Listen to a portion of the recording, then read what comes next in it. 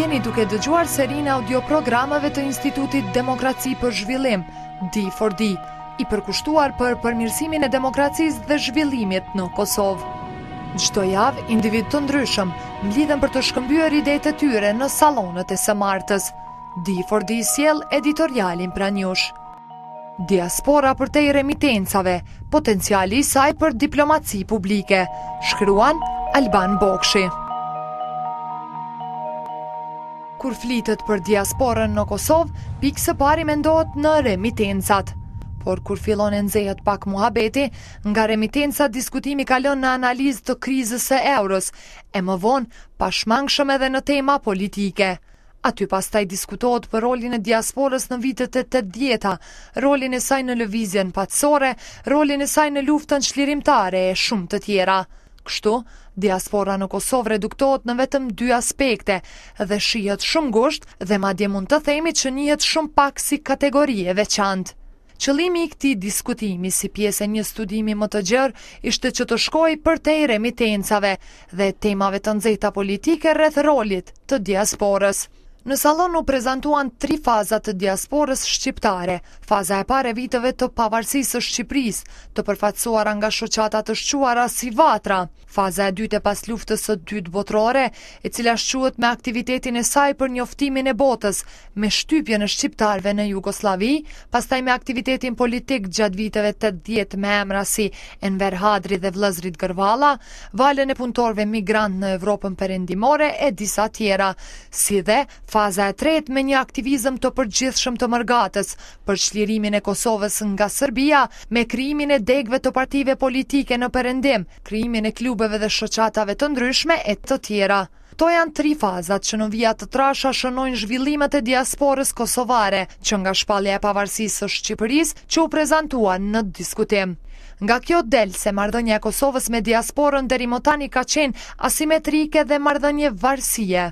Kosova, por edhe Shqipëria, nuk kanë zhvilluar politika për diasporën, të cilat do të krijonin marrëdhënie zhvillimi reciprok. Sot, ende mungojnë politika unike për diasporën, mungon krijimi i teksteve shkollore unike, mungojnë politikat kulturore dhe mungon ideja politike.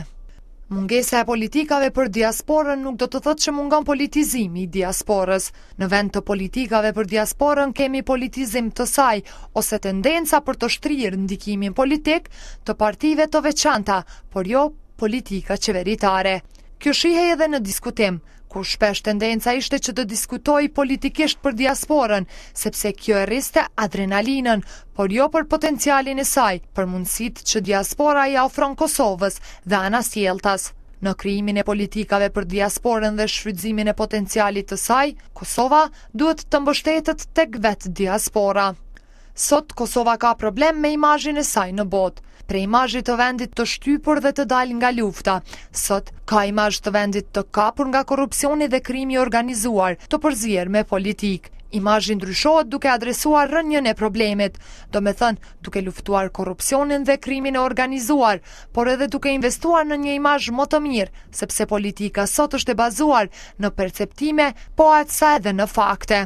Diaspora kosovare ofron potencial deri më tani të pashfrytzuar nga qeveria për diplomaci publike. Ka iniciativa individuale dhe spontane nga diaspora për të përmirësuar imazhin e Kosovës, por nuk ka një politikë të qartë dhe koherente nga qeveria e Kosovës për të përkrahur, inkurajuar dhe koordinuar këto iniciativa individuale. Një numër i revistës Kosovo 2.0, që ka trajtuar imazhin e Kosovës, ka zbuluar se shumica aktiviteteve për përmirësimin e imazhit të vendit ndërmirën individualisht nga anëtarë të diasporës kosovare.